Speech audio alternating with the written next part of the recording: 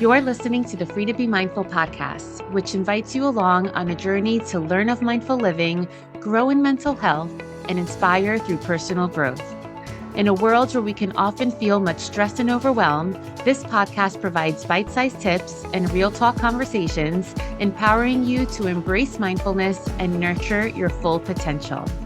I'm your host, Vanessa De Jesus Guzman, educator, licensed professional counselor, entrepreneur, and mom.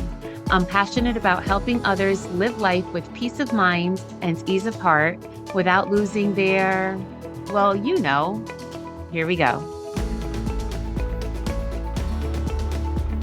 Hello, and welcome to episode 170 of the Free to Be Mindful podcast. I hope that you're feeling good, looking good, and doing better in this world than you were yesterday. So if you're listening to this in real time, and it's okay if you're not, but if you are, we are in mid-October and Halloween has been in stores since August, which is bananas if you ask me. But in neighborhoods, houses are already decked out for fall and Halloween. And I may have shared with you in the past that Halloween is actually not my favorite holiday. It has to do with the fact that I grew up in an inner city and we didn't go trick or treating house to house. I could count on one hand the amount of times that we actually dressed up as kids, and my mom would just take my brother and I to the park and buy us our own candy, which is really the thought process that I have behind it now. Why ask for candy when you can buy your own?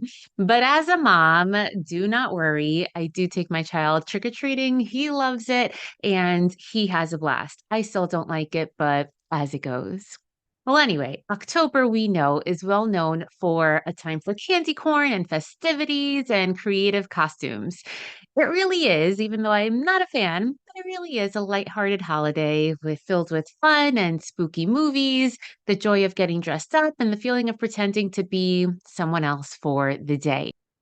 And for once a year, if we celebrate or watch others celebrate, it can be exciting to see others get creative with their costumes and the masks they choose to put on, or the outfits or costumes that they choose to wear. And with this idea and notion that we can be anything we want to be.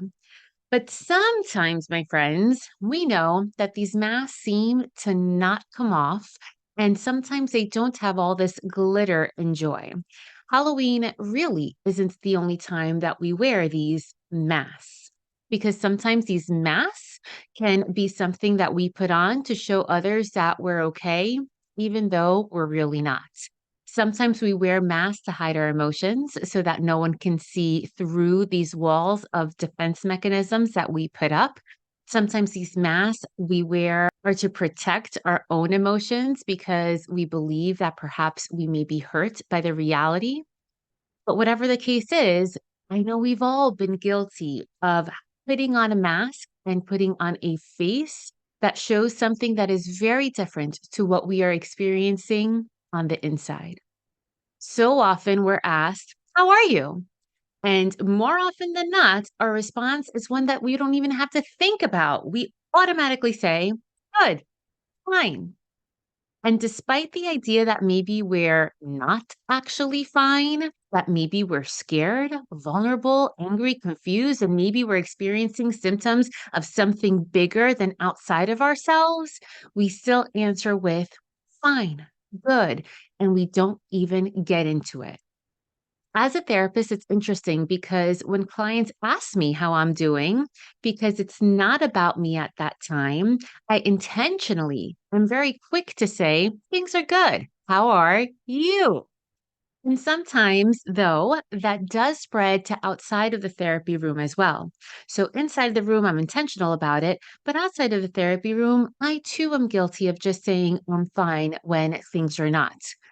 And sometimes we do this as humans because it's easier to say, oh, good, fine, and to go into detail about how we really do feel. And that happens especially when we don't want to talk about how we really do feel, especially when we're not feeling great.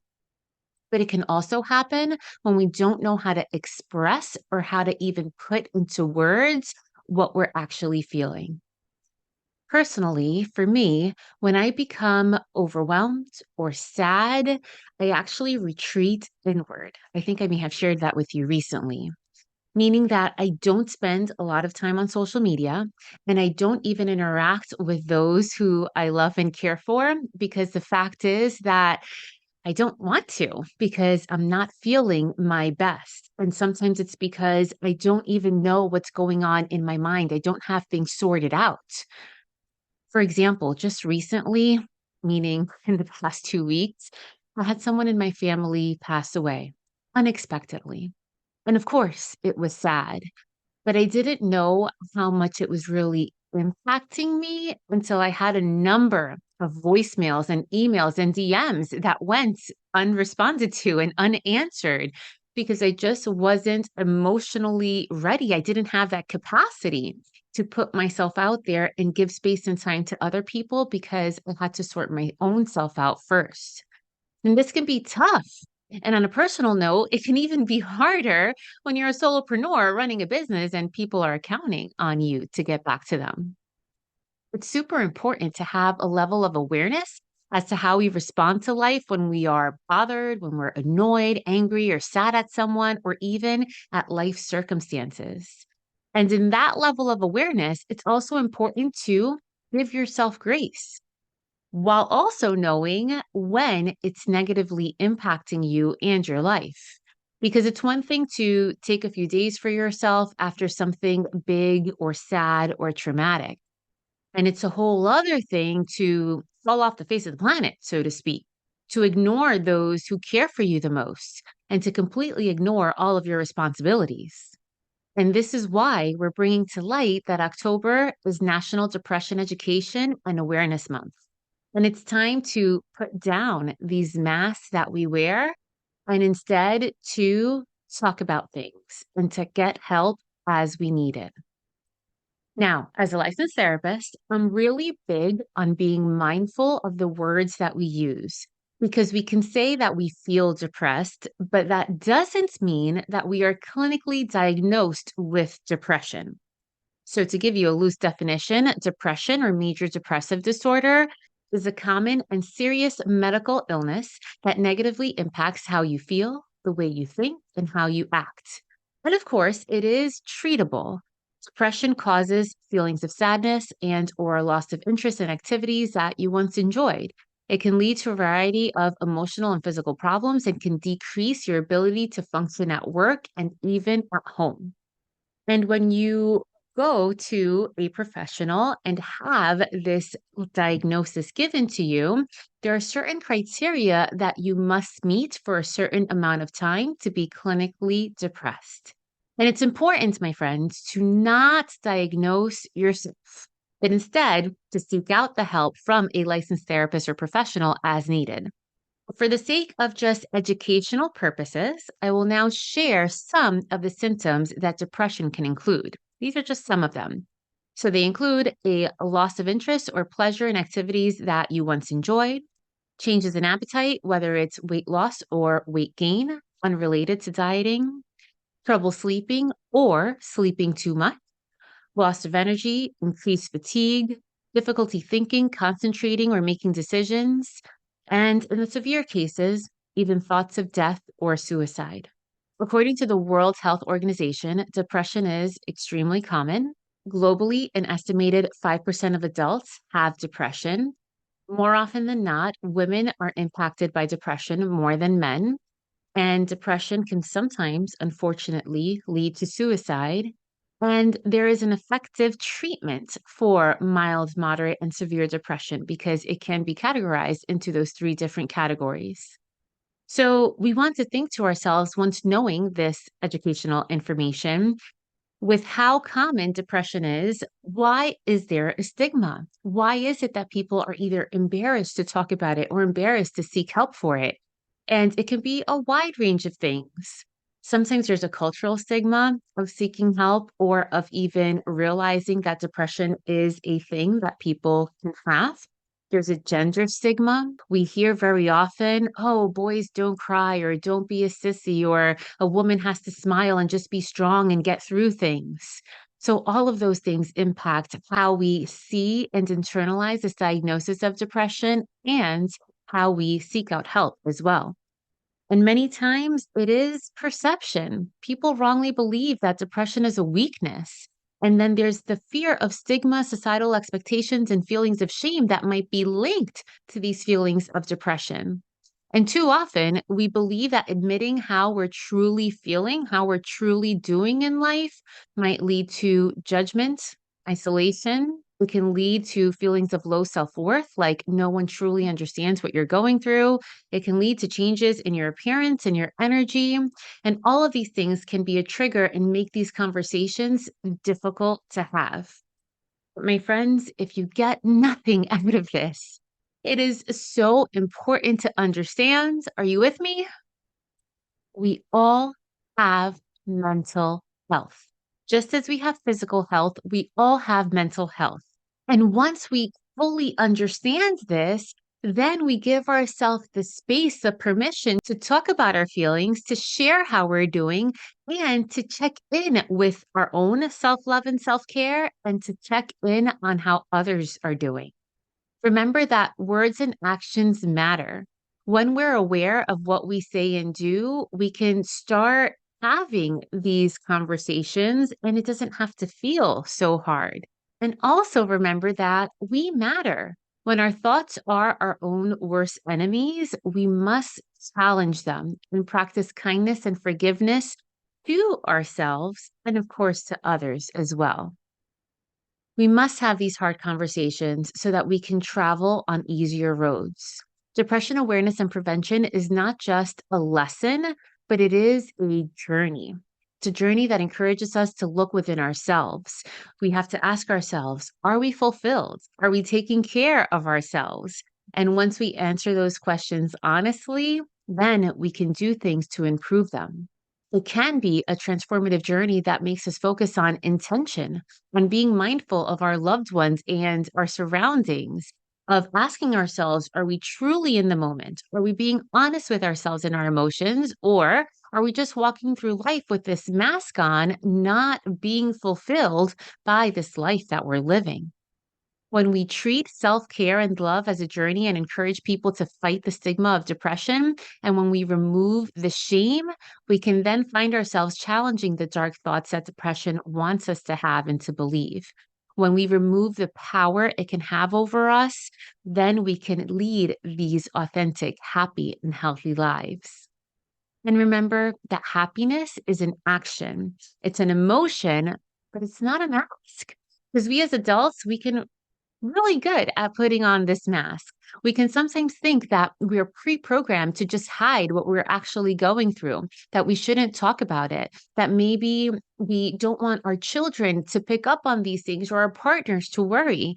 We keep ourselves then busy on purpose instead of giving ourselves the time, these mindful moments to reflect. Whatever the reason is, though, we forget that growing up doesn't mean that we're too old or too wise to have these emotions and to have setbacks and hardships. These are all just a natural part of life. And we experience so many things throughout our lives that sometimes we forget that we all have this inner child that sometimes needs more space and more healing, and that we all deserve this space and healing and time to live authentically. But it is an effort. It is an effort to have these conversations. It is an effort to think of these strategies. And sometimes we can't think of it for ourselves. That's where it's so important to get outside help.